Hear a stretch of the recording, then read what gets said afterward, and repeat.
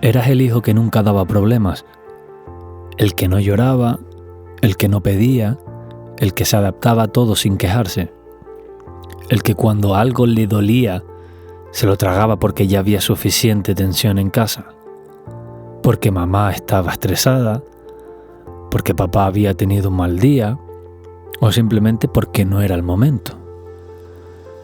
Y de eso te felicitaban, te decían: qué maduro eres, qué fácil eres de llevar, ojalá todos los niños fueran como tú.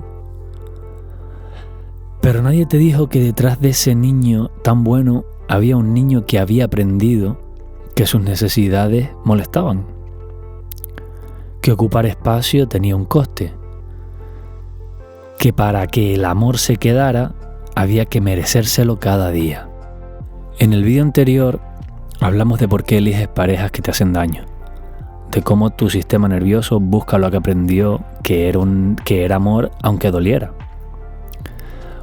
Hoy vamos a hablar de algo que está en la raíz de eso y de muchas otras cosas, de cómo aprendiste desde muy pequeño que para merecer amor tenías que ganártelo, siendo útil, siendo invisible, siendo bueno, siempre bueno.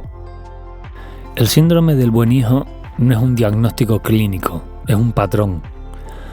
Un patrón que se repite en muchísimas personas que crecieron en familias donde las necesidades emocionales de los adultos pesaban mucho más que la de los niños. En esas familias el niño aprende muy pronto una regla no escrita, una regla que nadie le explica pero que él aprende igual. Porque los niños son extraordinariamente buenos leyendo al ambiente. Y la regla es esta: si eres bueno, si no das problemas, si haces lo que se espera de ti, el ambiente en casa es tolerable. Hay paz, hay afecto, hay aprobación. Pero si pides demasiado, si lloras cuando no toca, si tienes tus propias necesidades en un momento en que los adultos están desbordados, el ambiente se complica. Hay tensión, hay distancia, hay una mirada de decepción que un niño no sabe cómo procesar.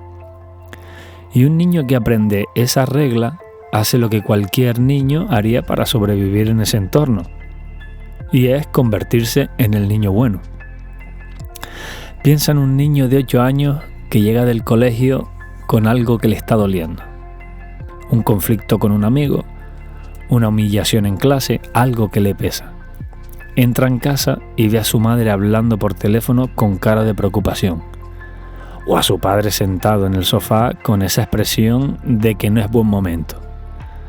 Ese niño aprende a leer la situación, guarda lo suyo, se va a su cuarto, se lo traga y al día siguiente ya no duele tanto, o al menos eso se dice a sí mismo. Nadie le enseñó a hacerlo, lo aprendió solo, porque hacerlo era la forma de no añadir más tensión a un ambiente que ya tenía suficiente. Y lo hace tan bien que todo el mundo lo felicita por ello, sin saber que ese niño no es maduro, es un niño que tiene miedo, un niño que aprendió que sus emociones eran una carga para los demás.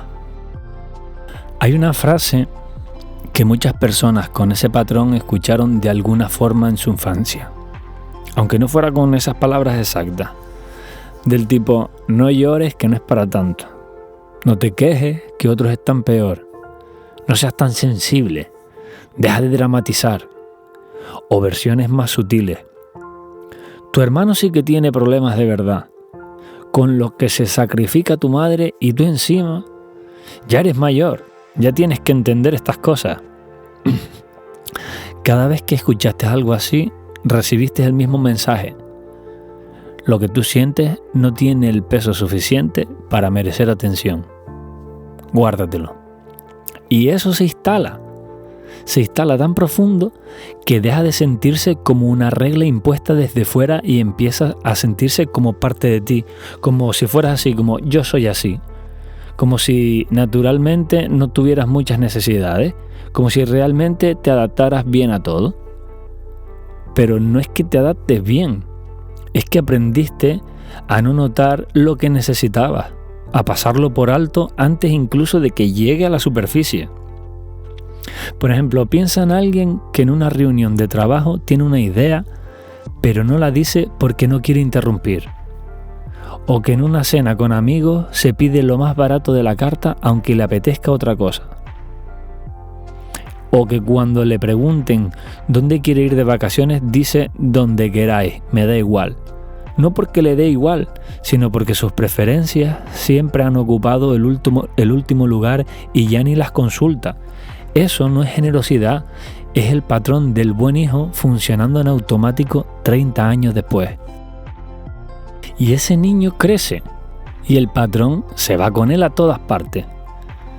En el trabajo eres la persona a la que siempre se le puede pedir un favor, la que se queda más tarde sin que nadie se lo pida, la que asume tareas que no son suyas porque si no las hace ella no las va a hacer nadie, y luego va a casa agotada preguntándose por qué siempre acaba cargando con todo. O en las relaciones eres la persona que cede primero en las discusiones, no porque hayas reflexionado y concluido que el otro tiene razón, sino porque la tensión te resulta insoportable y prefieres zanjar el conflicto aunque eso signifique tragarte lo que estabas sintiendo. Y al día siguiente sigues sintiéndolo, pero ya es demasiado tarde para sacarlo. O con tu familia eres la que resuelve, la que llama para ver cómo están, la que organiza las reuniones, la que media en los conflictos, la que está disponible cuando alguien necesita algo, y cuando tú necesitas algo no lo dices, porque no quieres ser una carga, porque ellos también tienen sus cosas, porque ya tienes suficiente edad para apañarte sola. Y en tu vida personal eres la persona que no sabe descansar sin sentirse culpable, que un día libre siempre encuentras algo que deberías estar haciendo, que cuando se da un capricho lo justifica, lo racionaliza, necesita una razón válida para merecérselo, que si un día no produce, no ayuda, no avanza en algo, siente que ese día no debería haber existido. Todo eso no es tu carácter, no naciste así, es lo que aprendiste que tenías que ser para que el amor se quedara. Lo que nadie ve desde fuera es lo que cuesta mantener ese patrón, porque hay una rabia contenida enorme, la rabia de haber pasado años poniendo a todos por delante, de haber sido la que resolvía, la que aguantaba, la que nunca daba problemas, mientras nadie se preguntaba si tú necesitabas algo. Esa rabia muchas veces no sale, o no sabes sacarla, no aprendiste. Entonces se queda adentro y se convierte en otras cosas. Se convierte en ansiedad constante, en ese estado de alerta permanente de que algo podría salir mal y entonces sería tu culpa, en un nivel de autoexigencia que nunca te deja estar bien del todo. Siempre hay algo que podrías haber hecho mejor, algo que se te ha olvidado, algo en lo que has fallado. O se convierte en agotamiento crónico que no se resuelve durmiendo más. Porque el agotamiento no viene solo del esfuerzo físico, viene de años gestionando las necesidades y emociones de todos menos las tuyas. O se convierte en una sensación de vacío difícil de nombrar, de hacer muchas cosas, estar muy ocupada, tener gente alrededor y aún así sentir que algo falla, que hay una parte de ti que no está siendo vivida. Y hay algo más que cuesta mucho ver, y es cuando llevas toda la vida siendo el bueno, cuando tu identidad entera está construida alrededor de ser útil y no dar problemas, no sabes quién eres cuando no estás siendo útil para alguien. Fuera del rol te pierdes. Te preguntan qué quieres hacer este fin de semana y no sabes. Te preguntan qué te gusta y tardas en responder. No porque no tengas preferencias, sino porque llevas tanto tiempo sin consultártelas que se han quedado en un segundo plano tan lejano que casi ni las oyes. ¿Y cómo empiezas a cambiar esto? Con algo que parece pequeño, pero que para alguien con este patrón es enorme. Aprende a notar lo que quieres antes de preguntar lo que quieren los demás. a no actuar desde ahí de golpe, solo notarlo, solo preguntarte, antes de adaptarte automáticamente ¿qué necesito yo aquí? La mayoría de las personas con este patrón no saben responder a esa pregunta al principio, no porque no tengan necesidades, sino porque llevan tanto tiempo ignorándolas que han perdido la costumbre de escucharlas. Y hay una señal muy concreta de que estás empezando a salir. Y es cuando dices no a algo pequeño y el mundo no se acaba. Cuando pides algo para ti y el otro no desaparece. Cuando te sientas en el sofá una tarde sin hacer nada productivo y no sientes que tienes que justificarlo.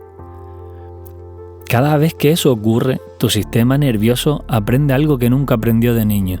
Que tus necesidades no hacen que el amor se vaya. Que puedes existir sin ser útil. Que hay espacio para ti aunque no estés dando nada a cambio. Ese aprendizaje es lento, no ocurre de golpe, pero es el que cambia las cosas de verdad. Si mientras escuchabas esto has reconocido ese niño que eras, quiero decirte algo. Ser tan bueno no fue una virtud, fue una estrategia de supervivencia. Y fue una estrategia brillante para lo que necesitabas entonces. Y te funcionó, te protegió, te permitió seguir adelante en un entorno que no estaba pensado para que tú estuvieras bien. Pero ya no eres ese niño y ese entorno ya no existe. Lo que sí existe eres tú, con necesidades reales, con cosas que quieres, con derecho a ocupar espacio sin tener que ganártelo cada día. En el próximo vídeo vamos a hablar de la hiperindependencia, de esa persona que aprendió que pedir ayuda era peligroso y que construyó una vida entera sin necesitar a nadie, y del coste enorme que eso tiene aunque desde fuera parezca fortaleza. Esto es Heridas Inconscientes. Nos vemos en el próximo vídeo.